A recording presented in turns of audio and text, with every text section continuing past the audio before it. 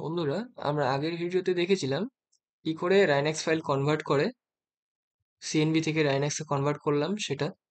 এবং তারপরে কম্পাস সলিউশনে এই কম্পাস সলিউশনের সফটওয়্যারের মাধ্যমে কি করে রাইনএক্স ফাইল প্রসেস করলাম এবং কোঅর্ডিনেট বের করলাম, স্ট্যাটিক ডেটার কোঅর্ডিনেট বের করলাম, সেটা শেখা হলো।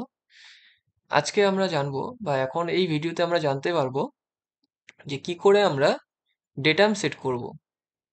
কারণ এই কম্পাস সলিউশন চালানোর সময় আমরা রাইট ক্লিক করে রান অ্যাডমিনিস্ট্রেটর করার পর ইয়েস করেছিলাম এবং আমাদের ক্রিয়েট অপশন এসেছিল। প্রজেক্টে গিয়ে আমাদের একটা প্রজেক্ট ক্রিয়েট করতে হয়েছে। আমরা ক্রিয়েটে এই ডাবল ক্লিক করলেই এখানে একটা নাম শো করাচ্ছে। তো আমরা নাম দিয়েছিলাম আগে দুমকা, দুমকা জিসিপি।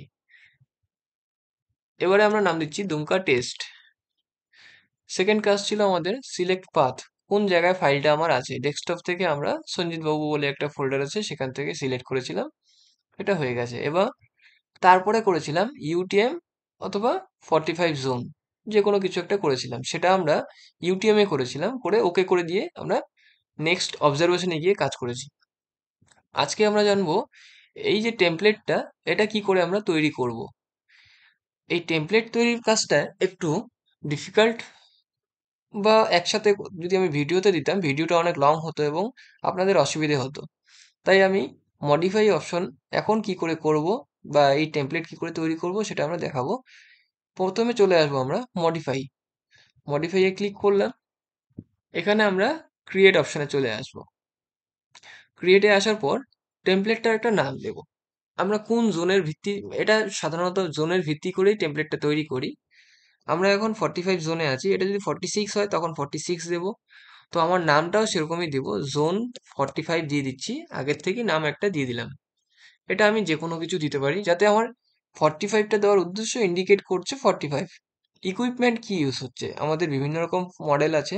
T30 আছে, T30 আইএমও আছে, N3 আছে, মার্স আছে, জুপিটার আছে, মার্স লেজার আরটিকে আছে, মার্স প্রো আছে, অনেকগুলো রিসিভার আছে, তাদের বিভিন্ন মডেল আছে। তো ইকুইপমেন্টটা আমাদের ইউজ হচ্ছে N3 সাথে জুপিটার অথবা মার্স লেজার আরটিকে। আমি এখন জুপিটার দিলাম।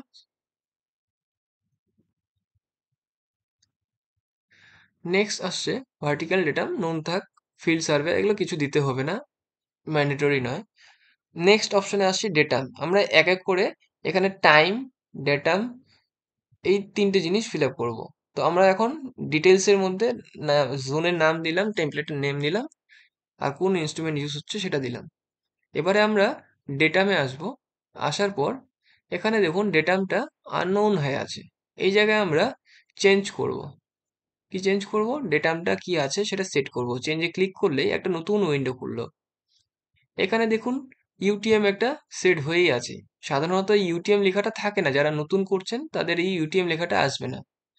তখন আমরা কি করব, এখানটায় অ্যাড অপশনে যাব। এই অ্যাড অপশনে ক্লিক করব। করার পর নতুন আরো একটা উইন্ডো, পপ আপ উইন্ডো খুললো। এখানে কোঅর্ডিনেট সিস্টেমটার নাম দেব। কি নাম দেব, আমরা কি কোন কোঅর্ডিনেট সিস্টেমে কাজ করি, UTM, universal transfer marquetry, UTM. এটা নাম দিয়ে দিলাম আমি 1, আমার যেহেতু আগের থেকেই একটা ছিল, এটা ইউটিএম 1 নাম দিলাম।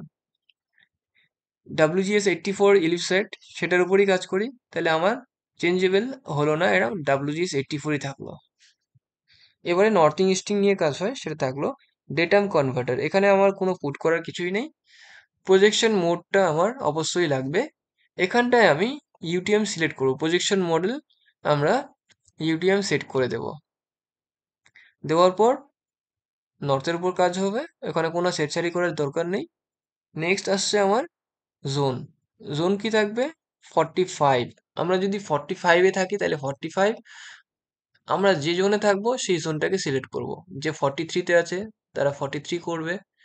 ইন্ডিয়াতে 42, 43, 44, 45, 46, 47 পর্যন্ত জোন আছে। যেহেতু আমরা ওয়েস্ট বেঙ্গলে বসবাস করি, তাহলে আমরা 45-এ ক্লিক করছি। আমাদের ত্রিপুরা, আগরতলা, এই সকল জায়গায় যারা আছে তারা 46 সিলেক্ট করবেন, তাদের জন্য 46। গুয়াহাটি, এই সকল এরিয়া 46 ইউজ হবে।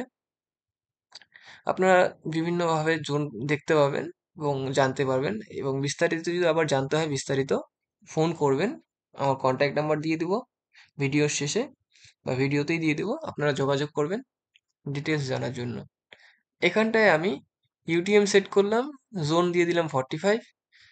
তাহলে আমার কোঅর্ডিনেটটা কমপ্লিট। এবার আসলো ডেটাম কনভার্টার, সরি কোঅর্ডিনেট হয়ে গেছে, ডেটাম কনভার্টার হলো। বা এবার আসলাম আমরা প্রজেকশন মডেল। প্রজেকশন মডেলে আমরা ইউটিএম সেট করলাম, জোন 45 সেট করলাম, আর জিওট মডেল এটা সেট করব। জিওট মডেলটা মাস্ট। এখানে প্রথমে অ্যাড জিওট মডেলস ক্লিক করব। EGM96 GGF ফাইল আছে, কারো যদি প্রয়োজন পড়ে 2008 সেটাও আমরা দিয়ে দিব, সেটাও দিতে পারি, কোনো অসুবিধা নেই। সেটা আমরা এখানে ভিতরে জিওডে গিয়ে আমরা সেটা বের করতে পারি, কোথায় আমার জিওডটা আছে সেটা সিলেক্ট করতে পারি। আমার 96 দিয়েই কাজ হয়ে যাবে, আমি আর এখানে কোনো কিছু করব না, লোকাল পয়েন্টের কোনো নাম নেই, প্রয়োজন নেই। এখানে আমি ওকে করে দিলাম। তাহলে আমি কোঅর্ডিনেটে গেলাম, ইউটিএম নাম দিলাম, ডেটাম কনভার্টার প্রয়োজন নেই, প্রজেকশন মডেল 45 জোন সেট করলাম, ইউটিএম সেট করলাম, জিওড মডেল সেট করা হয়ে গেল, নিচে ওকে করে দেব। দেওয়ার পর এখানে দেখুন ইউটিএম হয়ে আছে, এখন আমার ইউটিএম ওয়ানটাও চলে আসছে কোনো এক জায়গায়। নিচে আসবো, দেখুন এখানে ইউটিএম ওয়ানটা আমি যেটা নাম দিয়েছিলাম সেটা ক্রিয়েট হয়ে গেছে। এখানে আমি এটা সিলেক্ট করব। সিলেক্ট হওয়ার পর এখানে প্যারামিটার শো করাচ্ছে, জাস্ট নিচে ওকে করব। ডেটামটা চেঞ্জ হয়েছে, একটা ওয়ার্নিং দিল, আমি ওকে করলাম। নেক্সট আসবো, তাহলে ডেটাম ইউটিএম ওয়ান সেট হয়ে গেছে এখানে। আগে ইউটিএম ছিল, এখন ইউটিএম ওয়ান হলো। টাইমে আসবো, টাইমটা আমরা জিপিএস এ রাখবো না, আমরা করব লোকাল টাইম। তাহলে পরেই আমার যে কোঅর্ডিনেট আমার প্রসেস হচ্ছে সেটা টাইমিংটা ঠিকঠাক শো করাবে।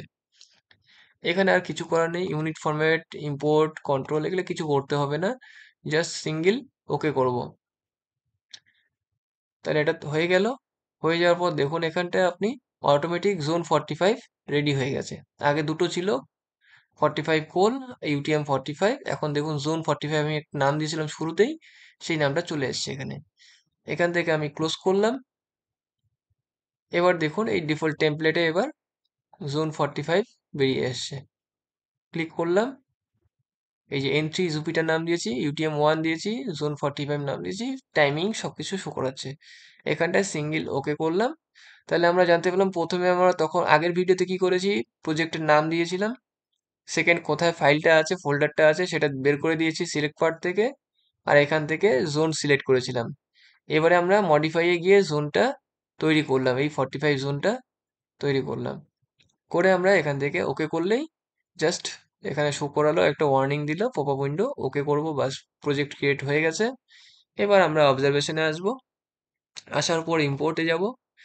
আগের বার আমরা করেছিলাম রাইনেক্স ফাইল দিয়ে, এখন আমরা কমন্যাপ র বাইনারি ডেটা দিয়েও করতে পারি। এটা করলে আমাদের সেই সঞ্জিতবাবু ফাইলটাই বেরিয়ে এসছে, আর সিএনবি যেটা আছে সেই সিএনবি ফাইলগুলো বেরিয়ে আসছে। আমরা ওপেন করলেই এই সেই একই প্রসেস, একই সিস্টেম, আগে যেমন করেছিলাম সেম প্রসেসে পুরো কাজ করতে হবে। এখান থেকে পুরো সবটাই চলে আসলো, এবং আমরা স্ট্যাটিক বেসলাইনে আসবো, এখানে সবকটাকে সিলেক্ট করব, আবার প্রসেস করব, তারপর এখানে অ্যাডজাস্টমেন্টে আসবো। আসার পর আমরা যেটা নোন পয়েন্ট সেটাকে ডাবল ক্লিক করব, করে রান সবকটাকে সিলেক্ট করে রান অ্যাডজাস্টমেন্ট করব, অ্যাডজাস্টমেন্ট রিপোর্টে ডাবল ক্লিক করব, আমার রিপোর্ট বেরিয়ে যাবে। এভাবে আমরা পুরো কাজটা করতে পারবো। আগের ভিডিওতে আমাদের পুরো প্রসেসটা দেখানো আছে, জাস্ট আমি সিএনবি নিয়ে করতে পারি, আমি রাইনেক্স নিয়েও করতে পারি, এটুকুই পার্থক্য। তো ধন্যবাদ। আপনাদের কারোর যদি DGPS, total station, auto level, drone, এই সকল এই সমস্ত জিনিস পারচেসের কোনো প্ল্যানিং থাকে অবশ্যই কন্ট্যাক্ট করুন আমাদের সাথে। আমরা কমন্যাপ টেকনোলজির মেশিন সাপ্লাই করি এবং ফুল সাপোর্ট থাকে, আপনারা যোগাযোগ করবেন আমাদের ফোন নাম্বারে।